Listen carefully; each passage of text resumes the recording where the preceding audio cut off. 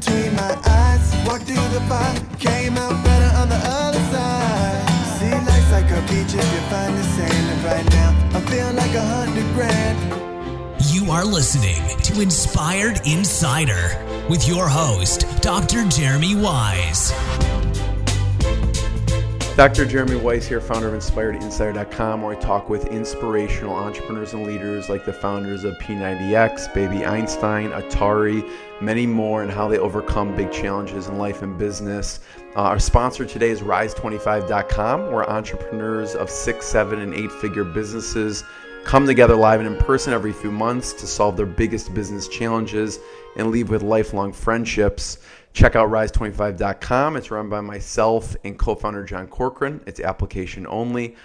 I have been waiting for a while. I'm very excited today's guest. Today we have Ian Stanley. He's a top direct response marketer. He's written email copy for large 7 and 8-figure companies with email lists topping 1.2 million subscribers. He's the founder of Fixt Water, Fixt, and is on a mission to change people's lives by providing drinkable water no matter the condition. He even has disgusting videos where he's collected water with mud and waste and drinks it after being filtered by Fixt Water pitcher. Ian, thanks for joining me. Yeah, thanks for having me. I'm excited. So many questions I have, and I have to start with, where are all the places that you have drank water from after putting through the Fixt pitcher? Through the pitcher, Yeah. I've done toilet water. Mm-hmm. I've done the... But toilet water, it was a public... It was not your own toilet water, right? It was not my own toilet water. It was at a public bathroom. Okay. You'll see, we'll be filming... Unfortunately, my voice has been a little bit wonky, and if I have a slight cough, I never get this. But taking care of the new puppy, I barely get any sleep. So, Baby, yeah. I'll be filming hopefully this week the new toilet water video where I'm actually planning to go to UT here in Austin and go to a dorm bathroom. Horrible, a frat bathroom. Yeah, I can't think going of to like a anything train worse. spotting bathroom. Well, the next one's gonna be a gas station. Like just dingy, middle of nowhere gas station. So that's the next coming step up. So in my where life. else? So public restroom. Well, I've done so with the bottle. The bottle isn't the advanced filter that you can literally filter. I mean anything but the ocean water essentially. I mean it does radiological contaminants. So Really? I'm going to be going to Chernobyl. It's sometime in the next month or two here. Probably actually going to be taking. My new puppy Poseidon on a cross-country adventure for November. Going to get an RV or a van and drive across the country and report on water and, put my cute I don't know, puppy up you're either there. very brave or very confident. So how do you know that, how are you so confident that you can go into that public restroom? And I mean, I've seen the videos. Anyone can go to fixedwater.com and check out. I mean, you demonstrate it right on there, this muddy, murky, horrible. Well, I got it from the dog walking / dog bathroom area that's just across from my house here and put the Why, I mean, what made you even think of doing, I mean, why there? I mean, well, I thought I was going to get dirt for a dirt test. And then I thought, oh, that's the worst dirt I can think of. And it was close by.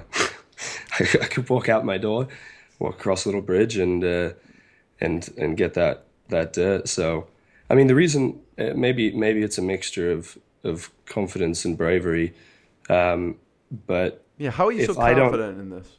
If I don't have that level of confidence, then why would I expect somebody else? Mm-hmm. They don't have to drink that water. And it's not the point. Like the filter's definitely not going to last as long if you're running that through it. Right. But if demonstration, actually, sort of a mentor of mine says, what presentation without demonstration is just a conversation. So, for me, it's about undeniable proof, right? If you do a demonstration and somebody's 99% sure that it was real, then in my opinion, they're 100%, it's 100% doubt, because you can't have that little 1% inkling. So the more extreme the demo, the better the response, the more emotion you create, the more people tend to buy. Yeah. As far as confidence, I mean, I've seen all the lab tests. I have on my desk here, I literally have stacks of lab tests from, Hong Kong, China, Africa, to, the tests in LA to, all over the place where, I mean, like going to Chernobyl will be the scariest of them, but actually most confident really in that because with the radiological contaminants, it actually removes like 100%. Essentially, Really? like they'll actually take like they'll be like 500, like a measure of 540, and it'll go down to zero, That's which there wild. really aren't any other filters. Yeah. And sort of the weird thing about water is sort of how bad. Like every day, you do a little more research, and every day you're like, how can this be real? Like, how can it be this bad? Like, I was just doing more research You on mean chromium what's actually six. in the drinking Yeah, like water? what's in water and how much of it is everywhere, and then like even and how much of it's not publicized very well, and how little people and see it. Even like all along the west coast, there's higher levels of radiological contaminants in the water because of Fukushima. They've Yeah. literally carried across the ocean over there, and it's like nobody. I used to live in San Diego. I was never sitting there going, I wonder if there's a radon 222 in my water. It's not like the first. You don't wake up and go, No, "Oh, but I what's mean, it?" there's the study. I mean, there's prescription drugs in a lot of water, right?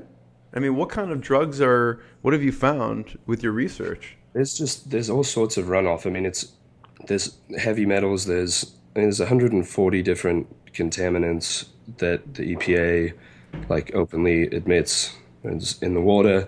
And then there's things that the government actively puts in there, like fluoride, which they just for the first time in 50 years reduced the allowable amount from 1.2 parts per million to zero point 0.7, which to me, if you say, oh, this much is toxic, let's just try and give them a little bit less. Like, to me, it's like, get rid of Right. it. Like, what do you? Right. So it's an interesting market, and it's a crazy problem because of how few people are aware of it. I was just in Florida, and there was a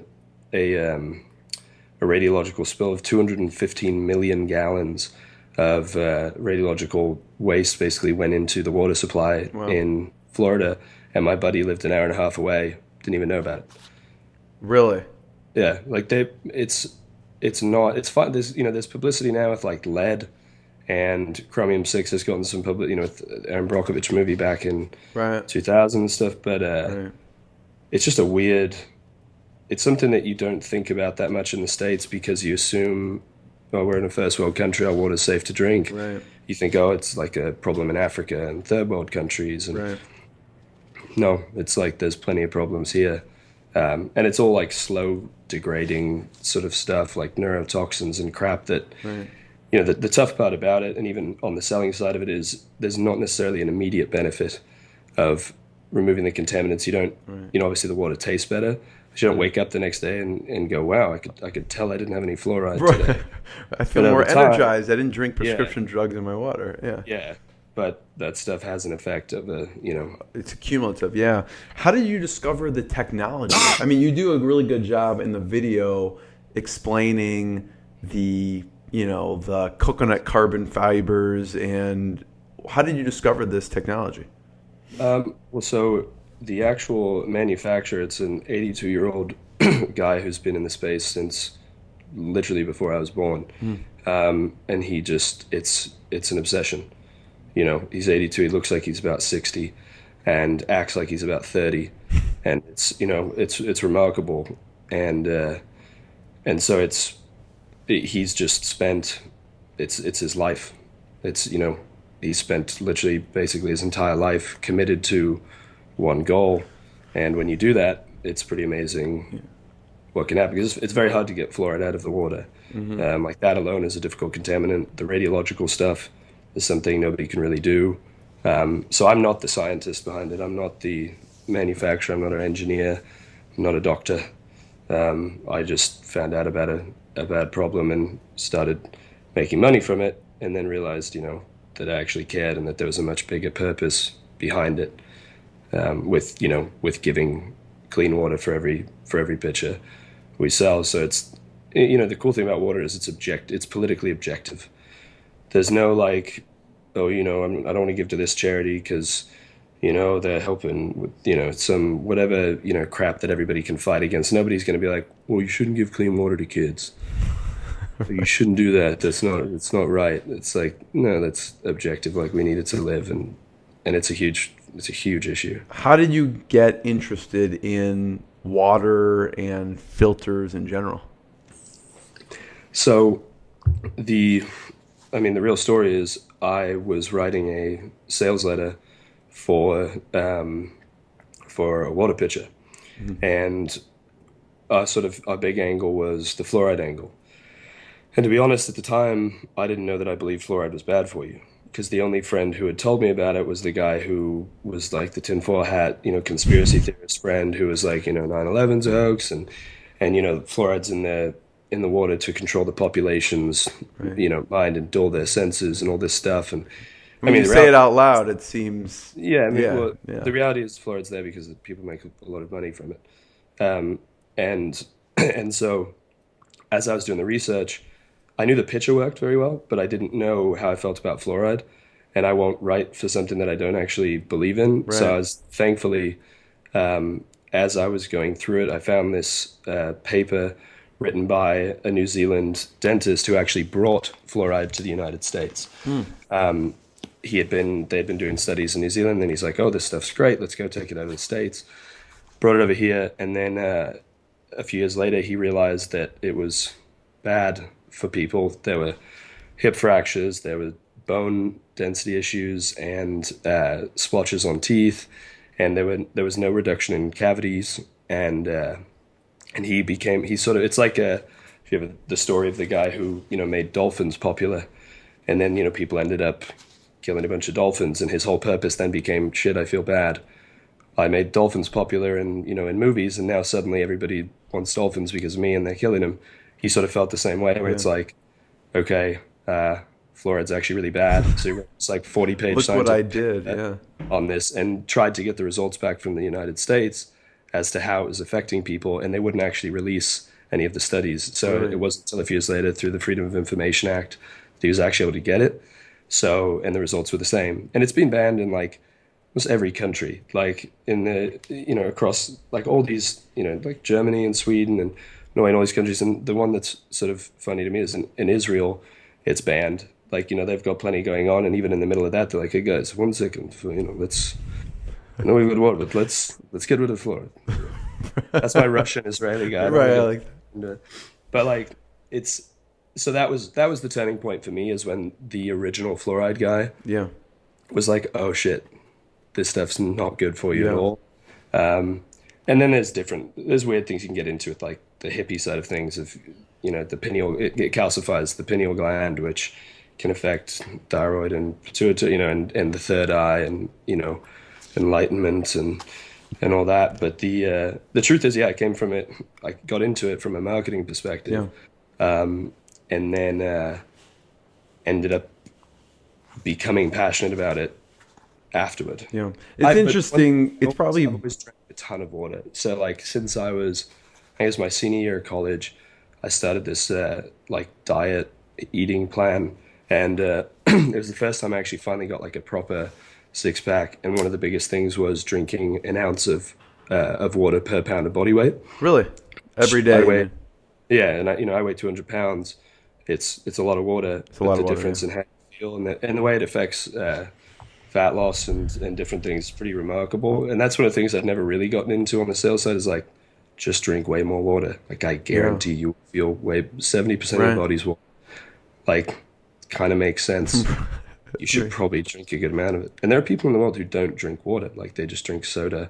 Right. And like things that have some, like, they originally had some water. And so I did drink a ton of water. So that was really, I was passionate on that side. But it's not the traditional story. I don't have the, my dad was diagnosed with cancer, and I You're realized like, I'm it was Aaron Brockovich's so son cool. or something. Yeah, Yeah. I realized it was Brockovich. No, but it's interesting because it probably helped you write that a more convincing sales letter, because you were not a believer either. So you had to sell yourself first. So the first version I wrote was literally just, this is when I had my turning point, so I'm just going to use that argument. And Which is when you discovered the fluoride. That's when you discovered the guy. Yeah. yeah, And so, I mean, and then there's, fluoride's interesting because some people still don't think it's bad and whatever, even on the back of a toothpaste, can't, it says if you swallow any of this, call poison control immediately. And the amount that's in that is less than, 8 glasses of water. Really? And so, I didn't realize that. Yeah. but like, so I'm not a conspiracy person. I don't try to, go hardcore on those type of angles. It's, the water's getting worse every day. Unfortunately, there's, the Flint crisis with lead and then there's lead levels that are like reported way higher all across. Like they've been falsely reporting lead levels for years. And it's one of those things like you can't get upset because if I was going to get emotionally attached to all the bad things in water, I'd be a very angry person. Like you're literally looking at these studies and you just sit there most of the time reading, shaking your head like, how is this possible that all of this stuff is happening? But it's, I know in the kids' school, they have to bring a water bottle because they know there's lead in the water. So they can't even drink out of the drinking fountains in the school because they know that. Is that where at you the live? public school? Yeah, it's great. So I know Chicago's got some issues in California. They've got places with the same thing and the sad thing is, especially with lead, it affects kids more so than adults and pets. Anything that's developing a brain, has a developing brain, or the less you weigh, the more it affects you. And it's with kids, there's developmental issues. There's IQ problems. There's all sorts of terrible things. And then they've like done studies on blood tests. They do blood tests of these kids, and they have high levels of lead in their blood. If you have not already bought a Fixt Water right now, like I don't know what's wrong with you.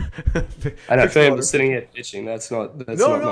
I want to get in the background because what worked and didn't work when you first started selling the water. And this was not yours at the time. This was someone else's. That's how you got into it, right? Yeah. What worked and what didn't work when you were selling it for someone else? Well, sort of the fluoride was what we sort of led with as not an intentional pun, but sort of hitting the fluoride angle and then good demonstrations, as well as we have there's a 3D animation that shows how the filter works. That was I think your sales copy on a web page, or was it through an email, or where was it? A VSL. So it was a video sales letter. And we tested different versions. I mean, we were always testing, and we had hybrid versions of the page, and so now redoing it for myself, the sort of taking those same elements that have worked, recreating them, but then putting more my spin on it, and as well as the giving angle. But I would say the lab tests are quite important that prove that it removes all the contaminants it does. Yes, talk about some of the components of the video sales letter and why you included them, because you have the mixture of the demonstration, the social proof, and some of the actual research behind it. And it's probably in a certain order for a certain reason. Yeah, sequencing is the most important part of copy. I think people mess up is sometimes you've got all the right copy and it's just in the order. Yeah. So, I mean, the other thing, Therese, is like, I mean, I'm going to be testing this letter like crazy. I mean, even right now, there's a different version up than probably what you've seen, where I just basically move the demo to about 1 minute and 20 seconds in instead of waiting 8 minutes to show the demo. And one of the big things I'll be testing is more of a hybrid sort of long form copy with just the videos interspersed so that people can essentially, because the interesting thing is everybody's got a different reason they want clean water. And they have different things that they want to be proven to them beforehand. So if somebody's already using a Brita, then they'll quickly see that it's inferior and, realize that that's issue, but they could be using a Pure, they could be using Zero, they could be using a Berkey. There are so many different options. They could be spending a bunch of money on bottled water. So sort of allowing people to choose. You have to eliminate those, all of them, right? You have to hit all the objections. Yeah. And so it's interesting, going through that because, I mean, I could create a 2 or 3 hour video on water and the problems, but obviously I'm not going to do that and it's not going to work. So it's not about how much information there is to use to sell, because people are like, oh, you could use this as an angle, this is an angle, this is an angle. And I'm like, yeah, that's all fine and good, but I need to use the most important pieces in the shortest amount of time possible. Right. So that's sort of the goal, is the demonstration. Yeah. And the toilet water, the original toilet water video did very well. And, as we'll be recreating that and a lot of different sort of, my goal, sort of my theme or motto with this company is, what am I willing to do that no one else is willing to do? So, a lot of I've already seen a lot of things. A lot of things. So, you should have someone from Brita or whoever owns that. Like, here, you get to drink your brand. I get to drink my brand. Well, they wouldn't have. I know that's about you. There's zero chance they would. Right, for sure. They couldn't. They'd die. They'd die. They'd die. I wouldn't do get it. There's zero chance. I mean, it doesn't claim to remove those things. It's just meant for odor and taste. Right. But that's sort of the motto for me. And so it's how can I bring somebody in off of a sort of viral style video with, just a good demonstration that draws their attention, and then prove to them what it is. And so it's kind of, the tough thing here is not wanting to use the traditional VSL, like, yeah, what is the traditional VSL? Yeah, tell me, what's the traditional VSL? So PowerPoint slides, maybe you can't even pause the video, you can't fast forward, you can't rewind, and just a lot of open loops. But they work, and if something sells a good product, then there's nothing wrong with using it. Yeah. And there's still open loop. I'm always going to use open loops, and I'm going to use traditional sales, techniques that work. So what's an example of an open loop in the video? Because I know, like, you studied early on autoresponder madness, Andrew Chaperones, who, he talks in depth about open loops. What's one that you used in the actual video? One of the best ones for like toilet water is, I'm about to drink toilet water. That's your first 5 seconds, and you go, oh shit, I have to watch this. Right. And I'm not holding the picture at that point. So there's like that video. There's a lot of important points in that where you can't give away. It's a lot of it's like joke structure. The sequence is remarkably important. If the punchline's in the middle or at the beginning, then it's not going to get a laugh. You have to have the setup, and then you have to wait for the punchline you want to set is at the absolute farthest end of the sentence, so that there's the build up and then the release. So in a video like that, it's the same thing. If I go, hey, I'm about to drink toilet water using this pitcher, I'm going to filter it. You go, oh, okay. Still interesting, but not, I'm about to drink toilet water. Right. And you go, is he really about to do this? And then suddenly, a minute and there's a pitcher there, and you're like, okay, but you're bought in at that point, and you've, invested some time. But an open loop is, people try and make it sound all fancy and sexy. All an open loop is asking a question and waiting to answer it. Yeah. It's that simple. You're just saying here's or alluding to something that's going to happen and not giving them the payoff right now. Right. So, it's just curiosity. Yeah. So within the sequence of the VSL, is it what would you say the sequence is? Like you mentioned demo, like you want to open loop demo. We're going to test it. Quite dramatically right now, there's 2 versions. One is basically the dangers of water, and like the main contaminants in it. Right. And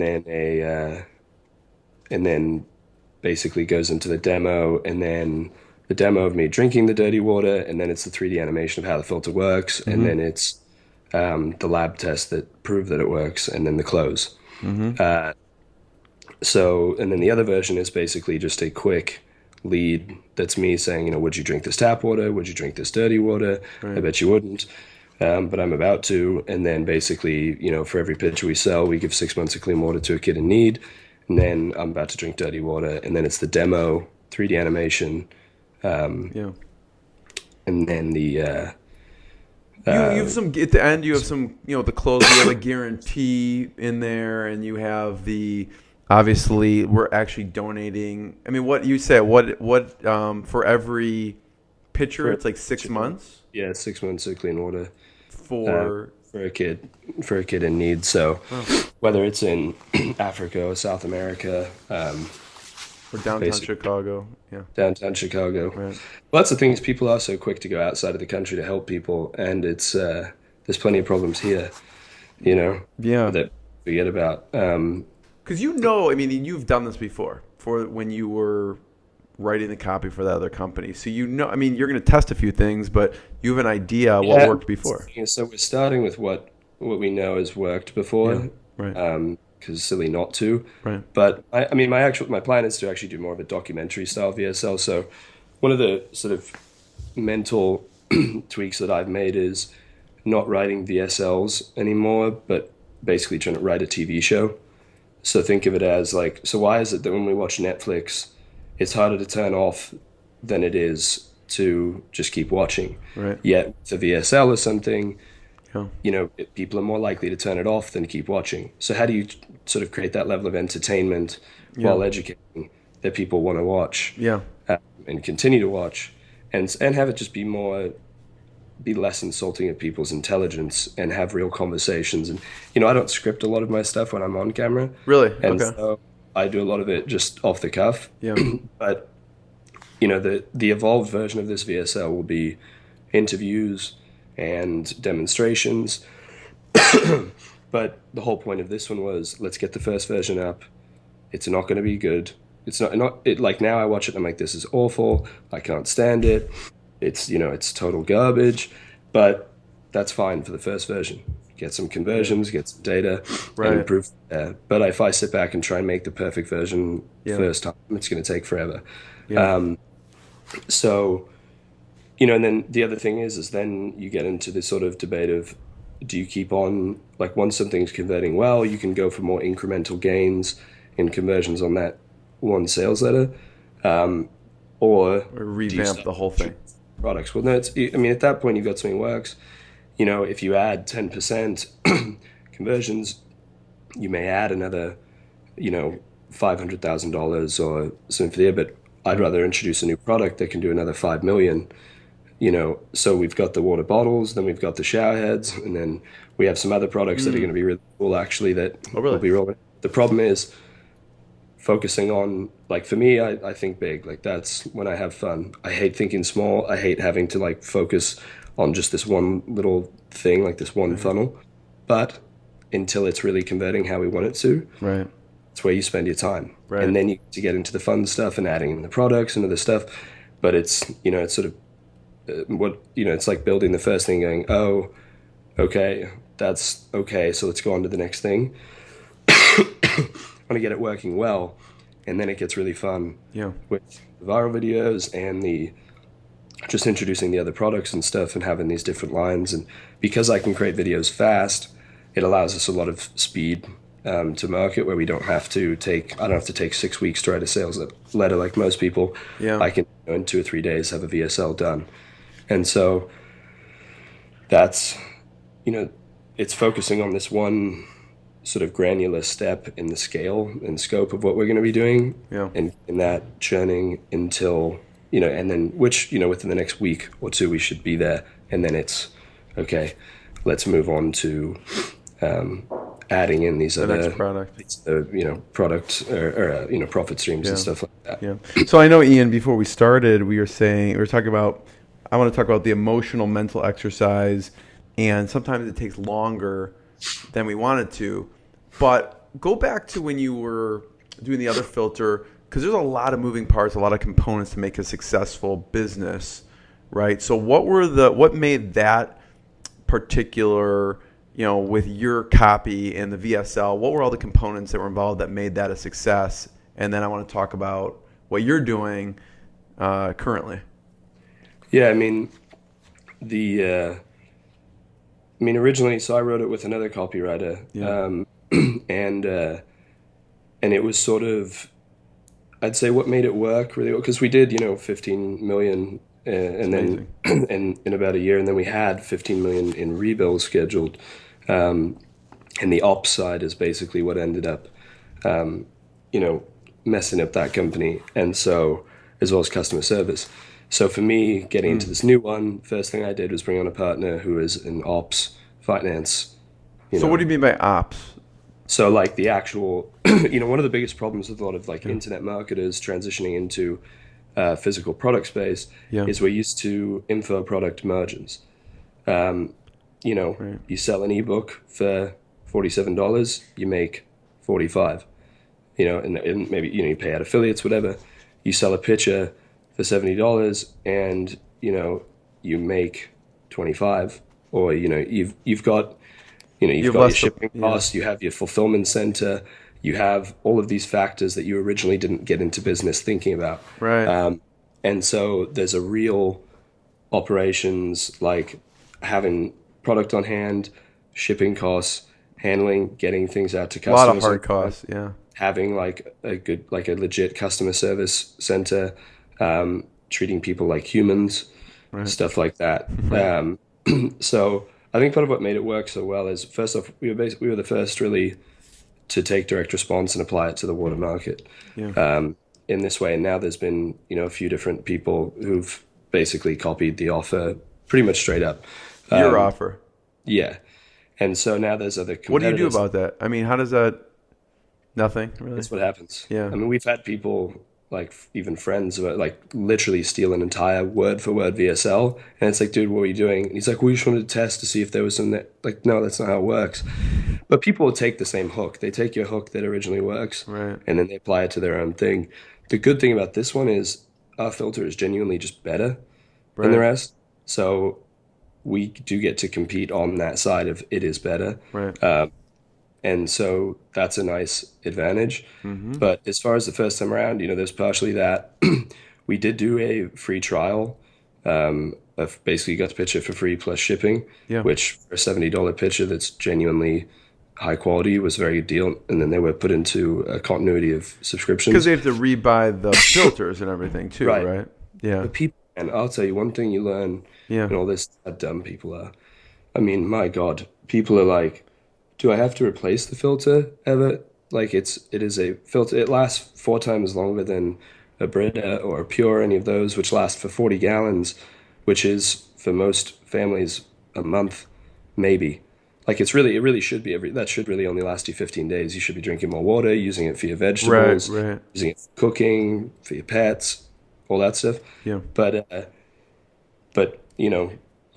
filters need to be replaced. Yeah. That's how they work. You want to continue to get the benefits of using it, you need to replace. But with something like Brita, most people realize they need to change the filter, realize they've been using it way too long, say, oh, I should change the filter, and then they don't. And they'll have a Brita in their fridge for a year and a half. It's doing nothing. Yeah. It's a glorified cold water container. So it's better, basically, it's more beneficial for them to be on a rebuild, to get auto-shipped the filters, because then they'll actually do it. Yeah, we have a genuine discount for the subscription that we don't make a lot of profit on, but it's sort of as a reward for taking action. Like on the first upsell that we have is a subscription for that. And the reality is, like, even when I was in the office where we would have thousands of filters in the warehouse, like 10 feet from my desk, I would forget to get a new filter. I'd be like, oh, I need to get one tomorrow, and then you forget. So I was like, you guys, like, let's just put me on auto ship so that I don't forget. Right. And I just have. You could have easily just grabbed it and taken it home. But we forget. It's human nature. So the free plus shipping, you were saying? Yeah, so that worked well, but it was a risky play. It's risky, yeah. We waited really about 7 months to actually to get profit. We were tried to be break even around 30 days, but we also did well with the full price offer on the front. I think it's a combination of, educating people on the problems and then proving that we actually solve it. Yeah. And I mean, it's one of the things is it's a pretty big market. It's people who drink water, so it's a reasonable pretty big market. Yeah, I could say so. And that's why, like teaching email copy, teaching how to write VSLs. Doing that stuff is fun, but it's once you've had a taste of, a big market like this, it's pretty tough to not want to stay in something this broad, because your scale and, your capacity mass market, go huge. So 15 million in a year, that's remarkable. How are people finding that? I mean, that was we had affiliates, we had, we did email drops, so buying email drops to other people's lists. We were running Google Display Network. We actually didn't do Facebook ads at the time, which we're actually starting out with now. We the guy who was the owner is a very good media buyer. Yeah. So he was buying media on primarily Google Display, and then but email. I mean, email drops work remarkably well. We were doing the drops, and then I mean, it was converting really well, and we had a few other offers. I mean, like our offers always converted, and people actually made money when they sent for them. Yeah. So affiliates wanted to send it, and then it's so broad that a lot of people started to put it into their autoresponder. So you get a company who's selling a lot of ebooks every day on health.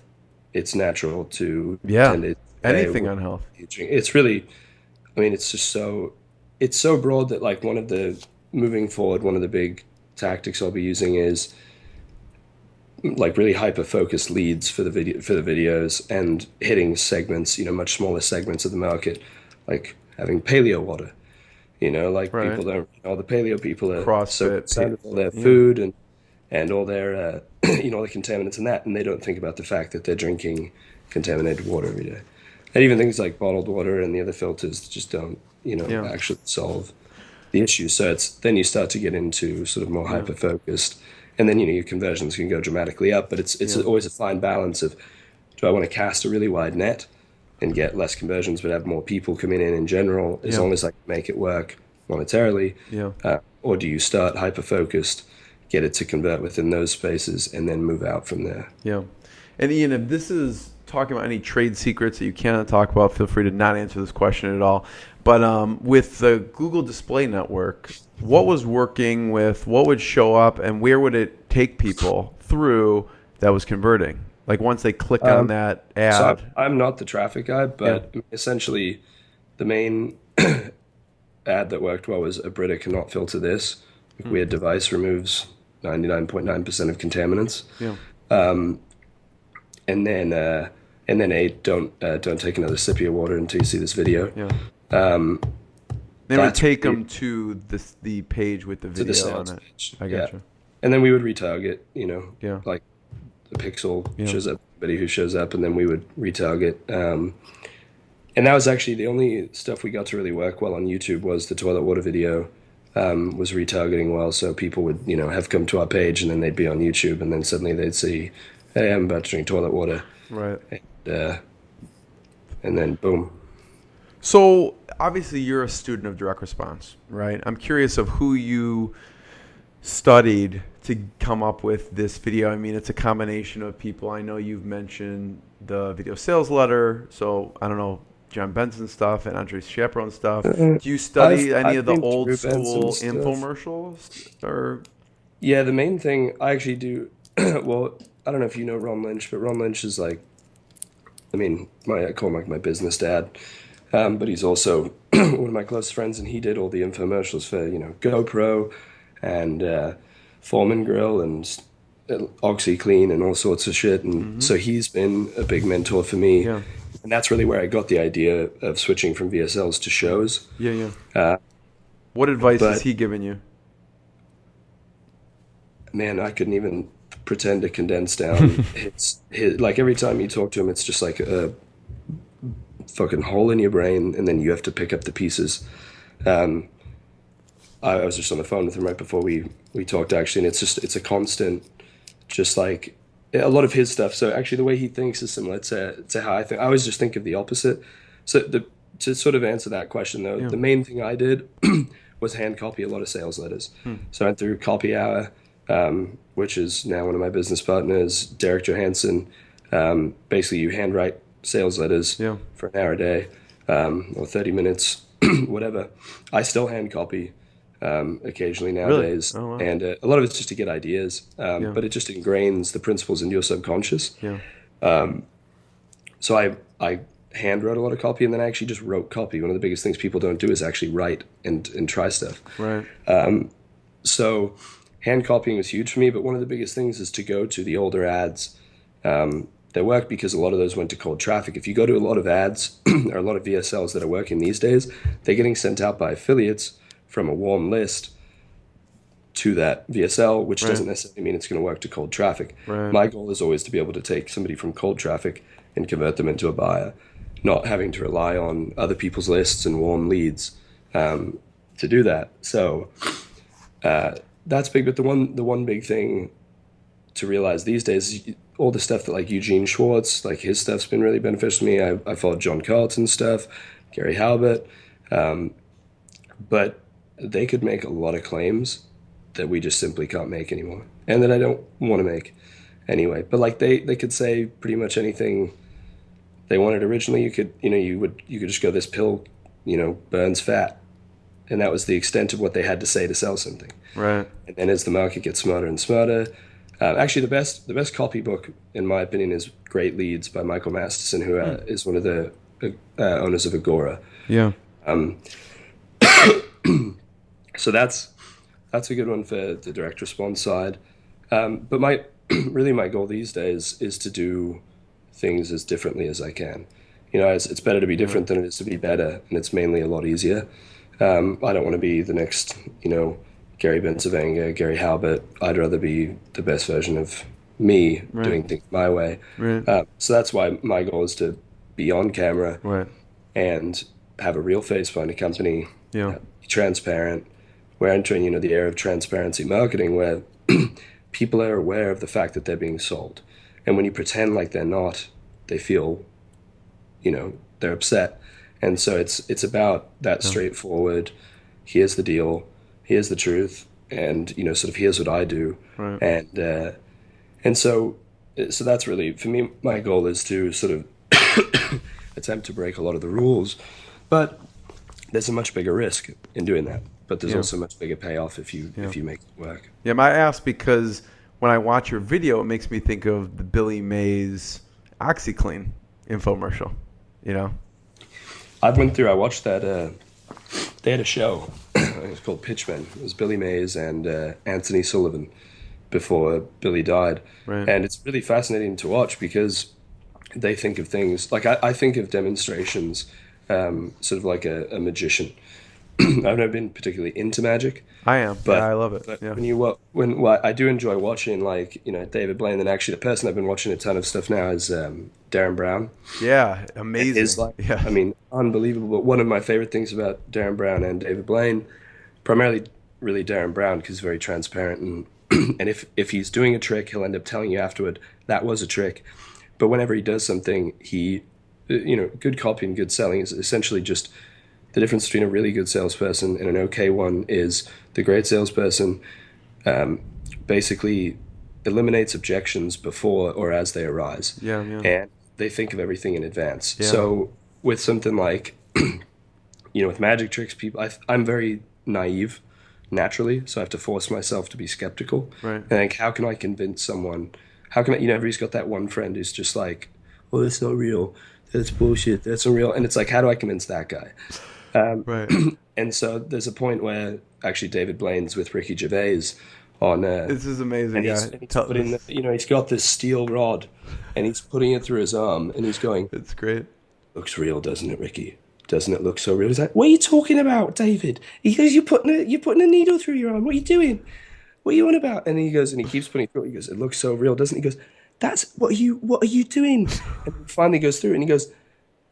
That's not a trick, because you're just sticking a fucking needle through your and so it's at that point where when do you get somebody to go from this is a trick to, oh no, he's just putting a needle through his arm, right? Or he's just drinking dirty water. So when you look at like Billy Mays, and so Darren Brown does a great job of it too. He will set things up and he goes through every objection in detail to make sure this is real. Yeah.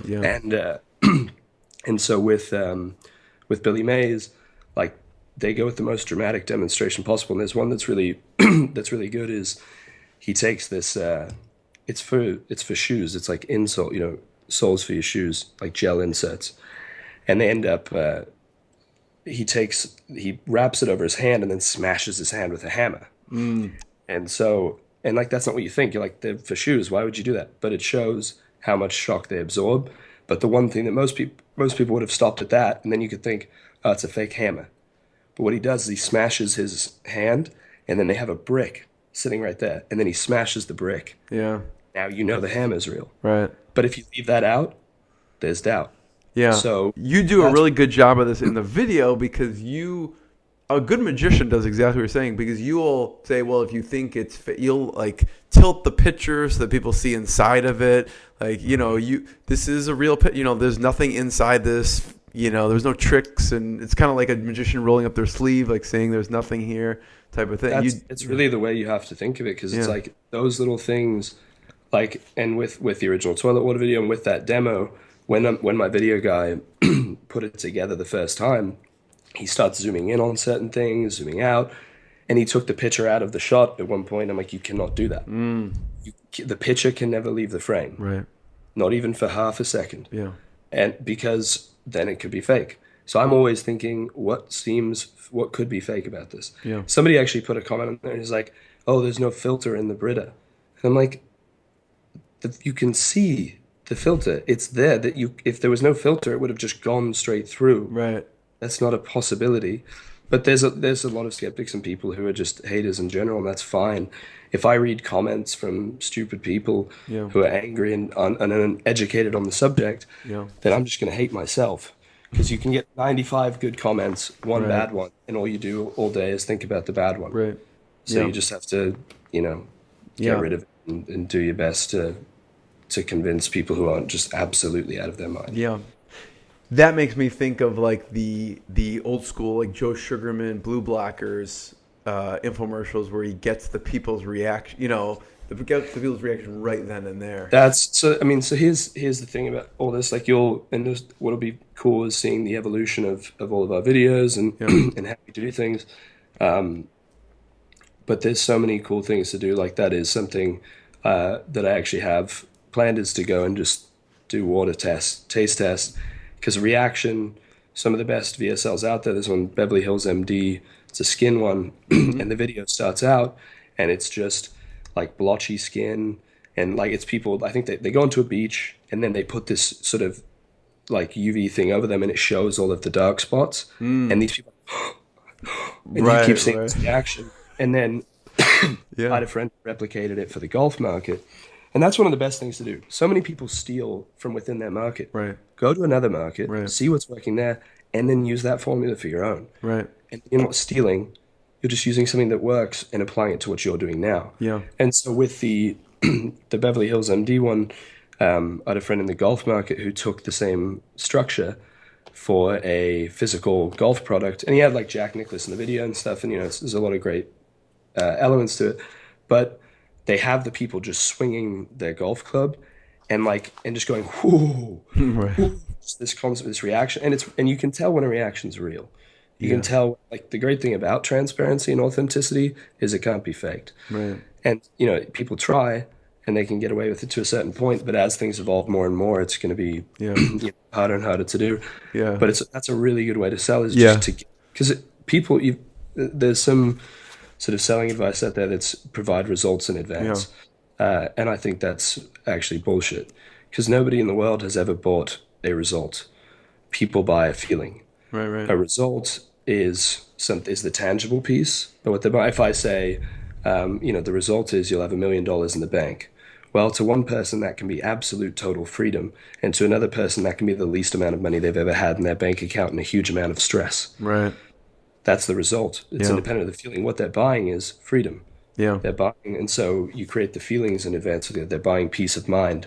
They're not buying a result. So it's like it's looking at things from when you do those reactions, you're giving somebody the feeling in advance before they actually get it for themselves. Right.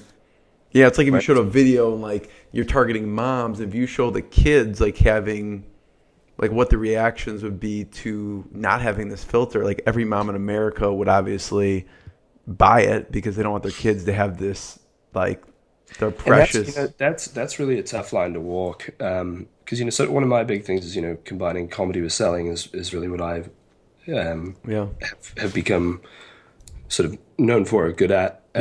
It's difficult, but this is one market where it's really difficult. And so it's kind of funny that I took on the market that's probably one of the most challenging. Why do you say it's most difficult? Because the problems are very serious. Yeah. I mean, your kid drinking lead isn't funny. Right.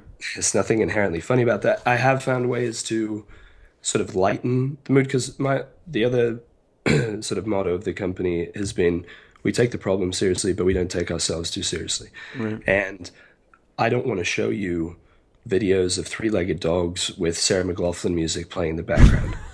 You know, I don't want to depress you. I don't want you to watch it going, this again. Like, people may pull out their wallets at times, but I'd rather do it in a way that's less depressing. Right, right. So for me, it's more like the showerhead video did really well. And I can't wait to get another showerhead video up. What was the like, showerhead video? I didn't even find that one. Showerhead video, I know it's not up yet. Oh, okay.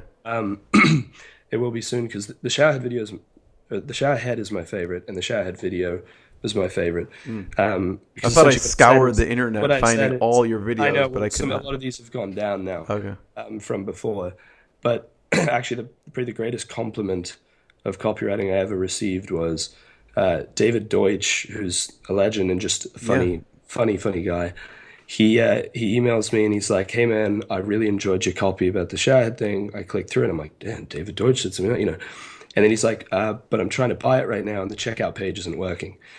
And I'm like, it's one thing to say to people, "Man, that's really good copy." Right. It's to be like, "I bought that shit." I pulled out my credit card. Yeah, like for sure. So, but what's interesting about that is we actually got it to convert to cold traffic on like a 7-minute VSL, which is very like that short of a thing. But there were really good demos in it, and I genuinely like that is my favorite product. Like, I would say the water bottle's second because you can take it anywhere, and like.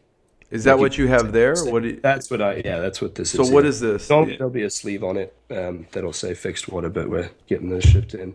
The bottle literally I could go to a stagnant lake and drink out of it. I could drink anywhere. So I've taken this to South America, and you'll end up saving a few $100 because people don't realize how much you spend on bottled water, especially when you travel. And and it's just peace of mind. Like you just don't have to worry about it. So how does it work with that? Like you just pour it in the top? So this one, the other one's gravity fed. So essentially the water comes in through the top and then gravity pulls it down. So it takes longer to get the water through.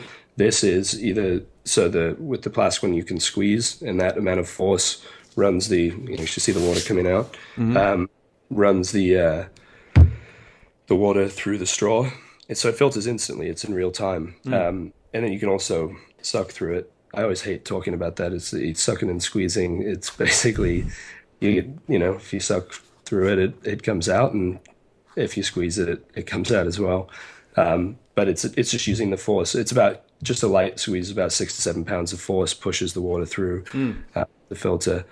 So it runs through, the water bottle is pretty remarkable. Yeah. You can see the filter in here. That's why I've been having the sleeve off. Yeah. I could totally see you going up to a frat house, knocking on the door, and just saying, "I'm going to drink your toilet water," and like going back and having all these fraternity people just going crazy when you. No way, bro. Dude, look, there's a pube on the ground. I'm so nervous.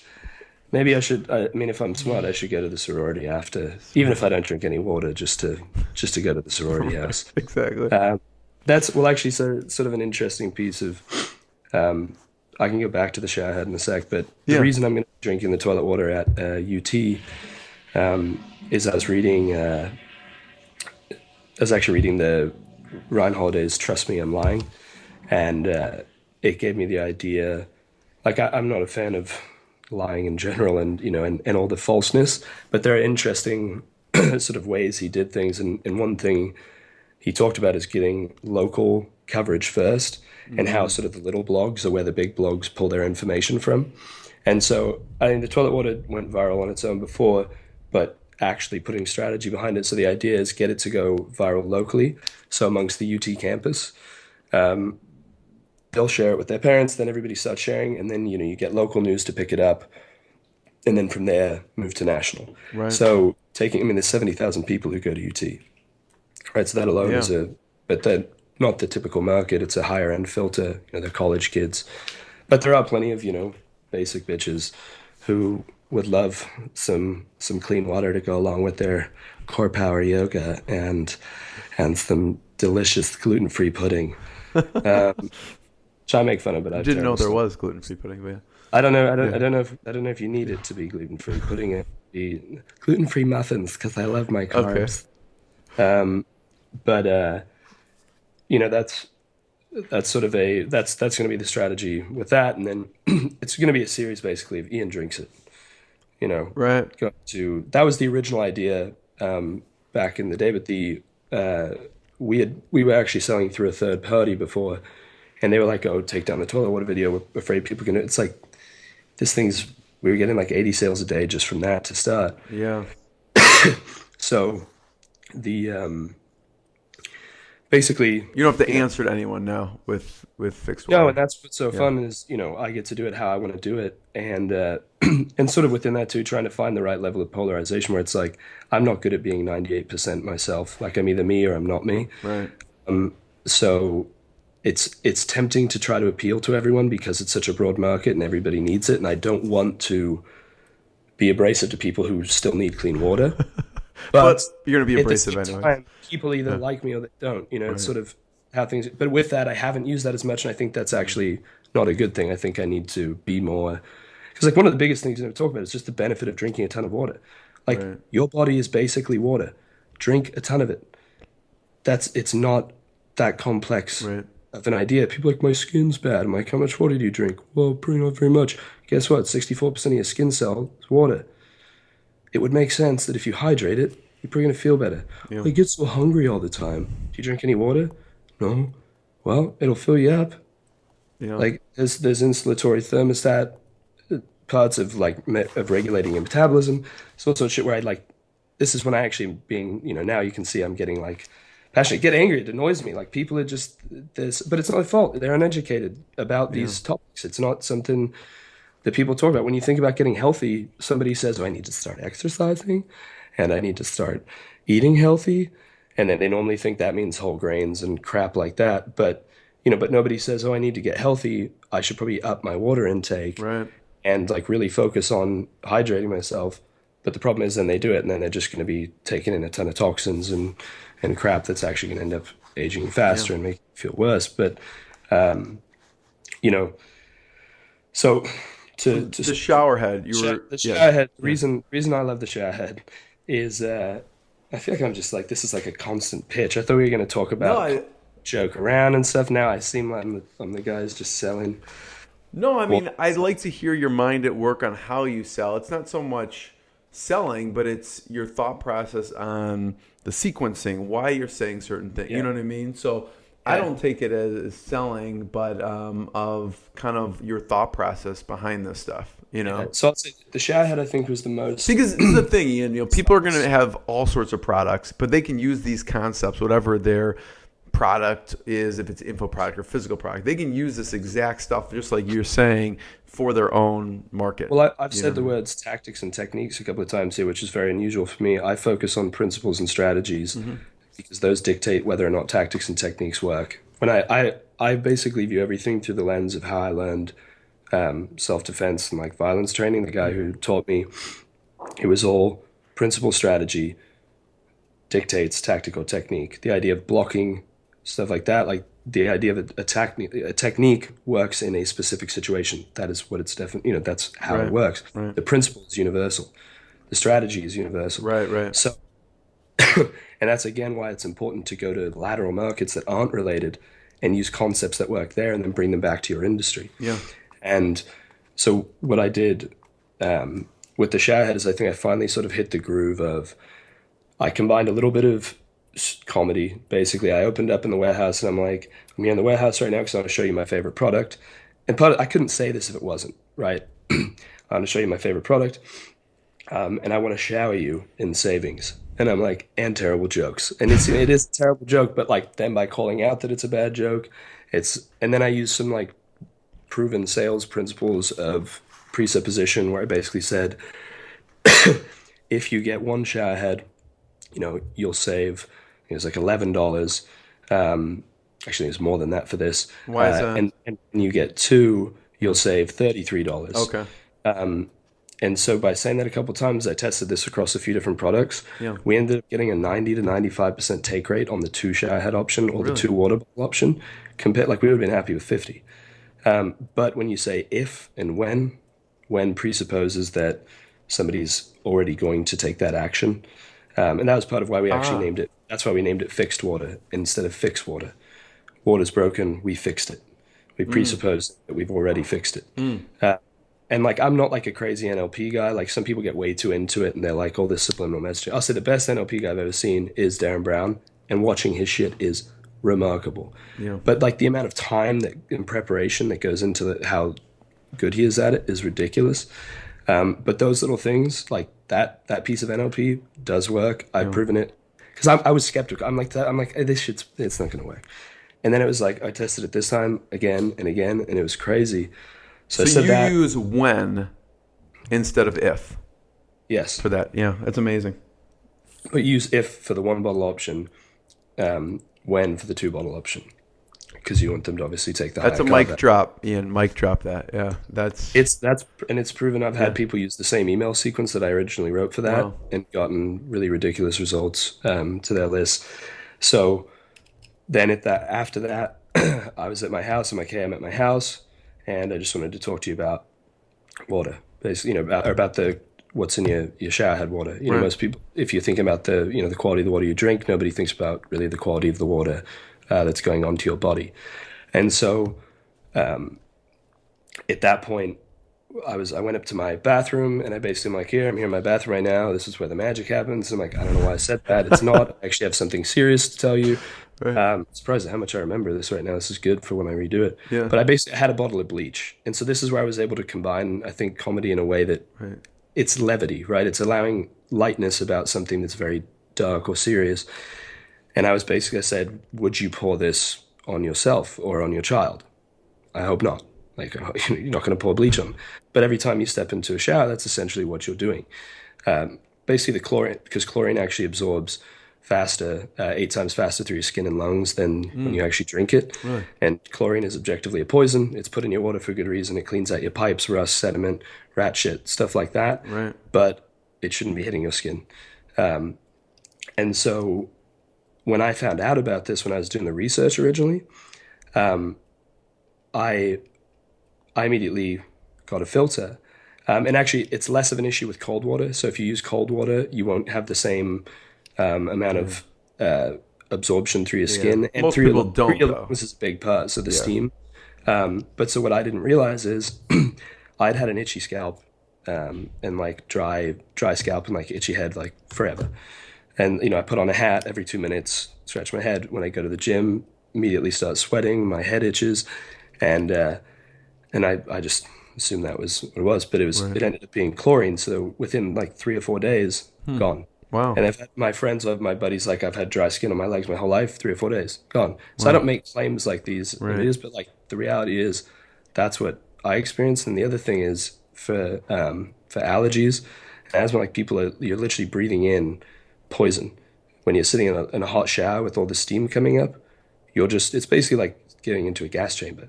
Like that's kind of like voluntarily going into a gas chamber. And so, but it's about, if you look at a swimmer who goes into a pool, you probably think, okay, but I swim in a pool with chlorine. Look at a water polo player, a swimmer, it looks like their hair's been set on fire and somebody torched their skin. Like they don't look healthy. It's all, bleach on and all this crap. And so, but one of the best things in that one is the demo that I used.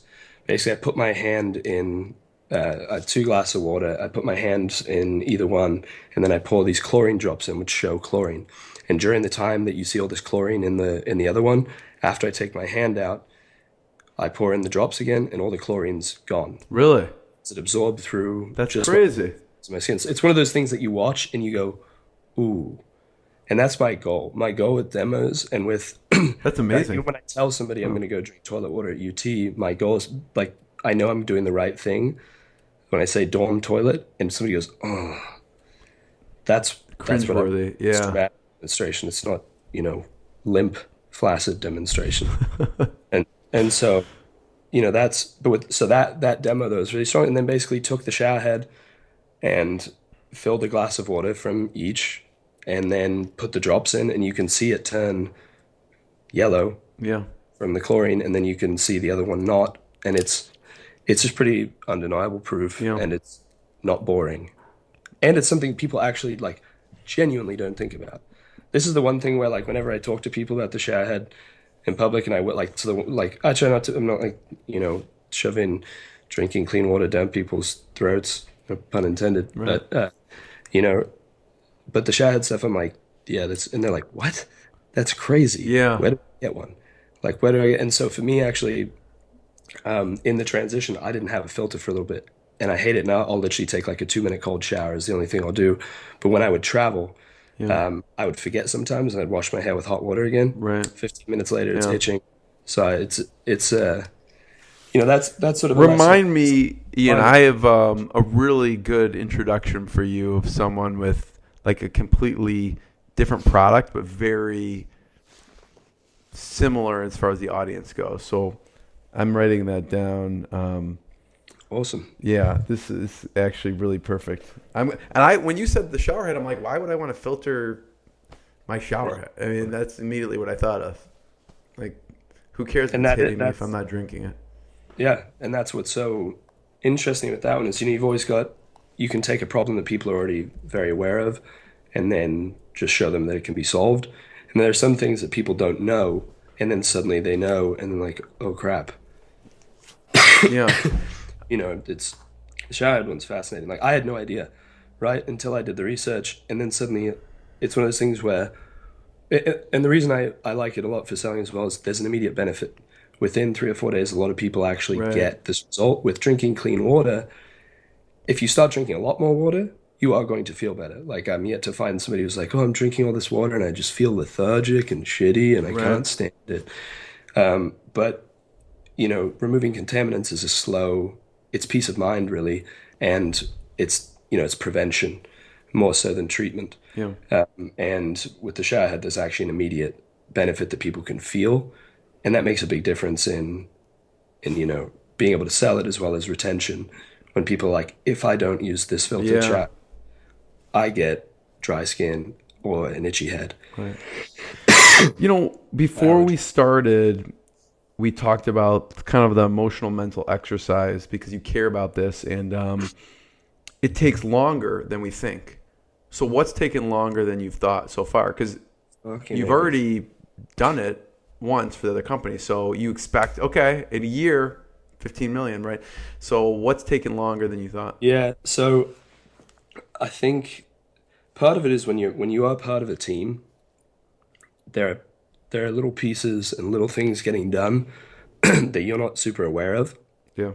And you may be aware of, but you underestimate when you've got 4 people full time. What was interesting about what we did before is we had literally a team of essentially the owner buying traffic, me writing copy, and then we had a developer, like marketing, like developer type guy. And like, that was our marketing team. And so most people have, multiple copywriters. They've got, different writers, just different, there's like 10, to do what we were doing, normally like 10 people at least on a team. It was really lean, which keeps it compact. But honestly, dev shit, God, the technical stuff has always driven me mental. But not having a technical background, knowing that I'm not going to do it and learn it because it's a waste of my time. The sort of the main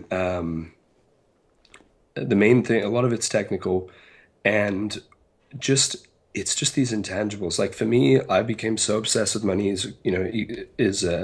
money is equated to speed, and which is actually bullshit. It's pace. Speed is, money's attracted to speed. It's really attracted to pace. Yeah. What do you mean by that? Yeah. Like the difference is, speed is just a measure of actual, forward or backward momentum. It's a rate at which you're moving.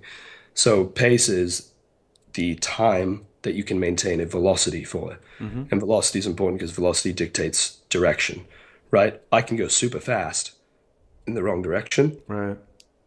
Doesn't matter. Right. But pace, but also how long can I sustain that speed for? If I can't sustain it, then it doesn't really matter. So I'd rather keep a consistent pace, a quick pace, and that typically actually means, within the business world, sprint, rest. But, I've become so obsessed with, if I can't get it done, because I've done VSLs so quickly and I've done everything way faster than, most people do them. I'm like, all right, I can have a VSL up in 2 days. Like, this business is going to be running in 3 weeks. 2.5 months later, you've still patching the pieces together, and then it's finally going, and then your puppy goes to the hospital, and then and and you have all these intangibles that come up, and you've got 5 other businesses, and you've got all this stuff, but really a lot of it comes down to technical pieces. And then something like I never get sick. I've been sick in like 5 years, and of course I get like a scratchy throat and stuff, which could be mental, emotional stuff from like being scared of this project. But it's really just the fact that I'm waking up every 4 hours to feed a dog and probably drinking too much alcohol and not enough sleep. But it's really frustrating because I can't film right now. Yeah. I can't film, and I can't redo the voiceovers because my voice sounds like shit, which is ironic because I'm talking about health right now and I probably sound unhealthy. But that's part of transparency too, right? What was the long, like for that 2 months? You said like I get this done 3 weeks, and it's 2.5 months. Is the longest? Is the delay the technical piece, or what? I would say so. There's pieces of sorting stuff out the manufacturer,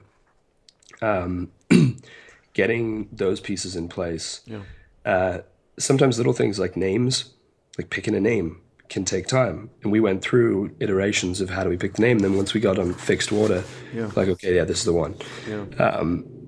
But that can take a few days. That can take a week. Yeah.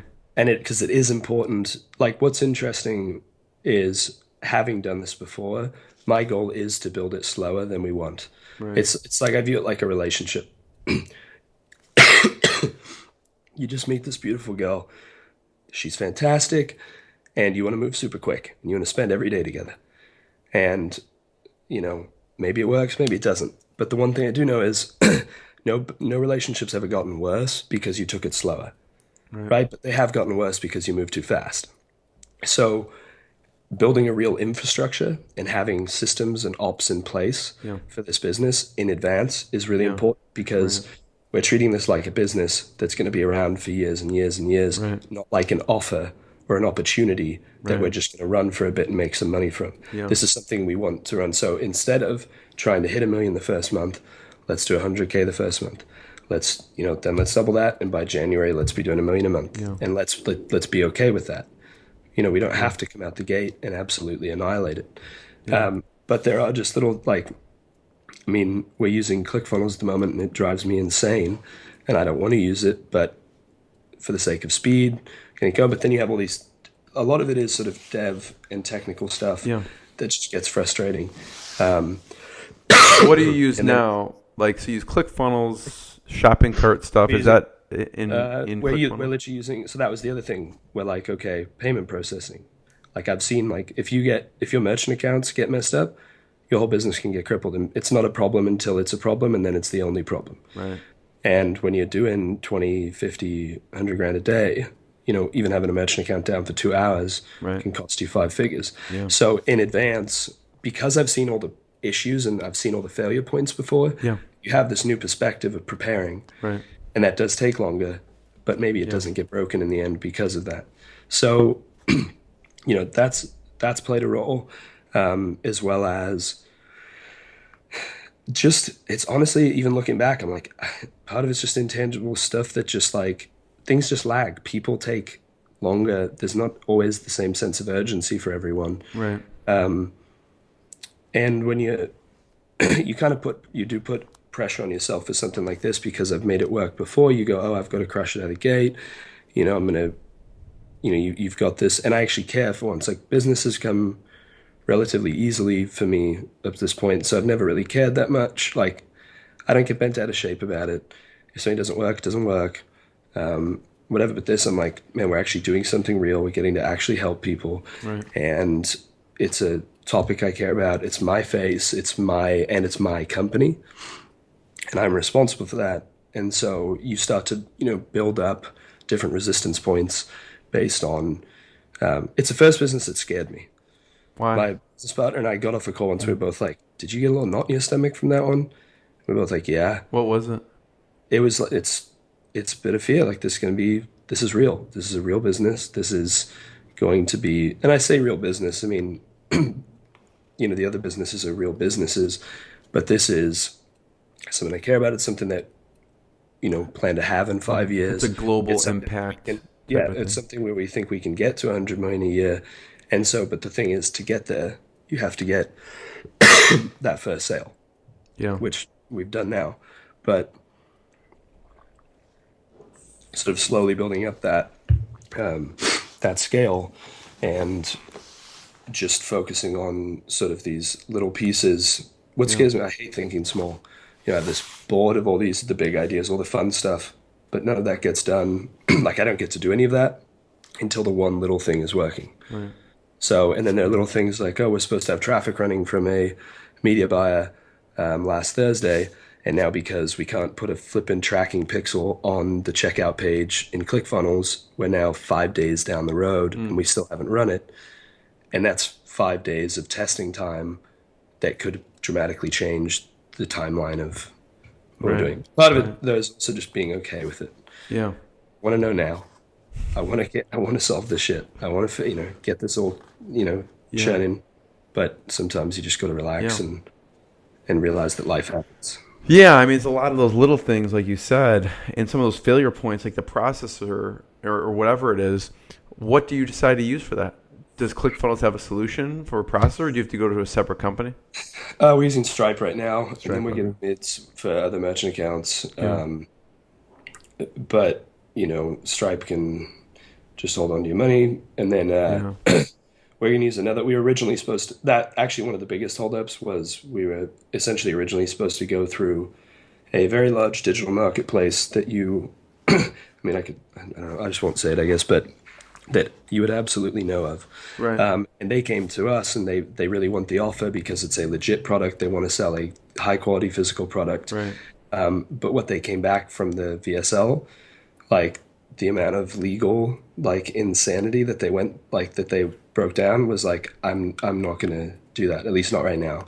So that was all we were waiting on. And that was just 2 or 3 weeks of just waiting. Right. And then you get that back, and it's like, okay, now we have to that's out of the question for right now. Yeah. So, it's stuff like that where that's 3 weeks just sort of wasted. So I interviewed the founder of Easy Pay Direct. I don't know if that's something you looked at. I know Brad's one of my close friends. Okay. I had him the other night. We actually filmed for his company here at this table I'm sitting at. So I know Brad. He had some good thoughts on that, I'm sure. Oh, absolutely. I mean, that's why working with him is the experience we had with merchant accounts before is why I'm aware of it in advance, because people don't think like, okay, we want to process 1 million in January. You've got to warm up your mids. You've got to get 100,000 through this through this mid, through this one, through this one. And when you're starting out, and even people who are quite experienced, if you've never had a merchant account issue, you're not thinking about it. Right. You're just, hey, we're on the internet. We can just collect money. Not necessarily. You can do all the selling in the world. You can be the best salesperson ever. But if you can't collect the actual money, it doesn't fucking matter. Yeah. And if you wait for the problem to happen, again, a lot of moving pieces. So, I want to go back. I'm sure when you were growing up, you weren't like, I want to sell water pitchers and filters one day. So where did you grow up, and when you were young, what did you want to do? I grew up partially in England and partially in California, which we probably should have said at the beginning, because people are going to be sitting here just wondering what my accent is the whole time. Basically means I sound Australian. And I played tennis in college, and you did. My dad, told people I was going to win Wimbledon from age 5. Are you serious? Yeah, so I played tennis from 3 years old till I try not to play much anymore. But my mum and dad are actually #1 in the world for their age. Wow. Right now, and so right now, they occasionally they'll pull me out to play like father son. My dad and I. That's crazy. I don't normally tell people I play tennis, but yeah, my dad and I played a national. We were #2 in the nation actually. Wow. Now, and I never play anymore. But I was an athlete basically. I played sports. And then do you have video? Are there videos of you playing anywhere? I don't know. Probably. I want to put this on the page when we post. I wonder if there are any videos. Does your dad have any? It's filming tennis matches is I'm sure there are videos that I have some on my phone, I'm sure from back when I was playing. Um, but so I basically played sports, and then I actually, weirdly enough, I've heard something that basically what you were doing when you were like 10 is what you should do when you're older. Really? And I think that's it's a broad statement. I feel like because it's like, oh, you're an accountant. We really going to be doing them? But then you hear those weird stories of kids who are like doing their parents' taxes at 10. Um, That was not me. but I actually Yeah. I did some acting stuff just like at school, and then I did. I was never like a theater kid or anything, but I did some plays and stuff, and then I would make videos with my friends, and then I just stopped for a long period of time, and Right. so ironically, kind of come back to just making funny videos, because to me that's just still about the most fun thing I can do, because even if nobody laughs or if nobody likes them, in the moment that I'm filming, Right. I typically have the most fun I could possibly have, and we die of laughter.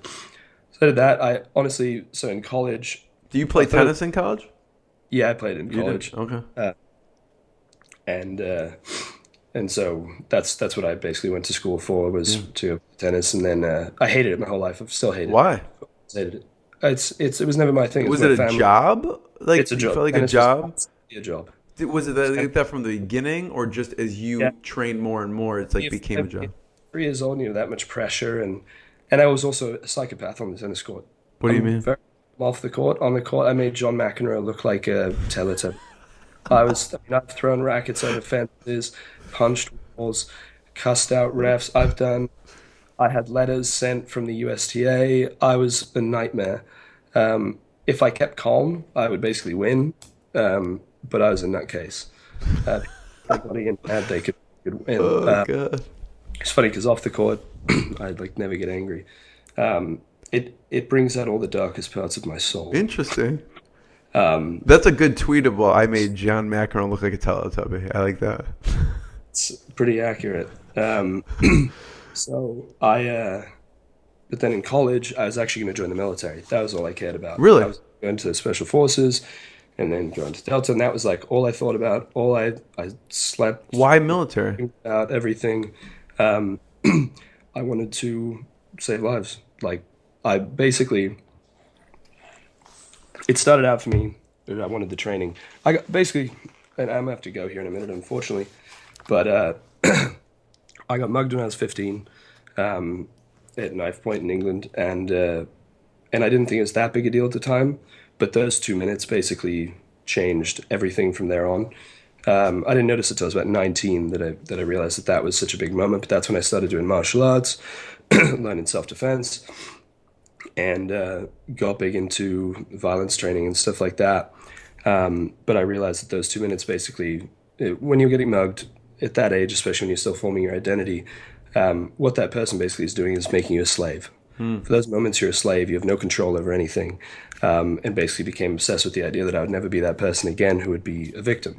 And a lot of people have traumatic experiences and then they become a victim. Chose not to, whether it was consciously or not. So I wanted the training to be able to kill anyone, basically, so that I could You always go- protect myself. Yeah. Because I feel there's no worse feeling I've ever had in my life. I hope to never have that bad a feeling ever again. Nobody should ever have to feel that. So after experiencing it, you become obsessed with not being that type of person. Yeah. So then the military was the logical sort of, I wanted all the training for special forces stuff. And then I liked the mission of the Green Berets, which was basically going in and training the people to be able to fight their own wars and learning languages and shit. And so that was my plan. And then I ended up basically not being able to join. I got medically disqualified and couldn't go in. And so I had to reevaluate my entire life. And so that's why the water thing I think is a big deal to me, is I saw myself as somebody who had a predisposition to being able to deal with violence, and that was how I was going to save people's lives. Yeah. And now, ironically, with the water stuff, I think I have the capacity to save a lot more lives. So I think that scares me a bit. It's much more fear of the light than fear of the dark. You know, the realization of your true potential is typically the scariest thing Yeah. to deal with. Ian, unbelievable. There's rarely a time I actually lose track of the time and don't stay to the time. So Liverpool starting I apologize. 10 minutes ago. But So for me to stay on through that. But thank you. This has been remarkable. I can go on and on about, because it's just amazing stories. So, but we'll leave people with that, and everyone should check out fixtwater.com, FIXT water.com.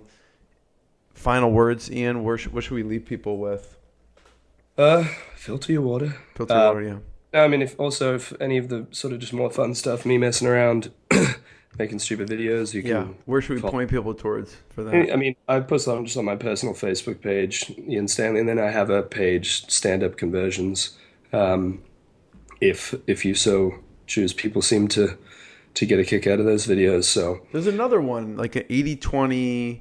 I have 80/20 email copy. Yeah. Either standupconversions.com or 80/20email.com is where I teach marketing and teach sort of email copy and VSL writing and stuff like that. Yeah, if you haven't gotten your sense of humor by now, the headline, I think, is How to Become Superhuman and Kick Being Average Square in the Nuts Using These Little Known Life Hacks. Oh, is that what's on there? I think that's the old 80/20 life hack. That's where I used to just write total bullshit. Like I would write an email every day about whatever I was thinking. But that's, how to kick average in the nuts. Right. Ian, thank you so much. Yeah. Absolute pleasure. Sorry for my voice. You're awesome. Cool. Cheers, mate. Talk to you soon. What I got, you can't buy. It resides between my eyes. Walked through the fire, came out better on the other side. See, life's like a beach if you find the sand. And right now, I feel like 100 grand.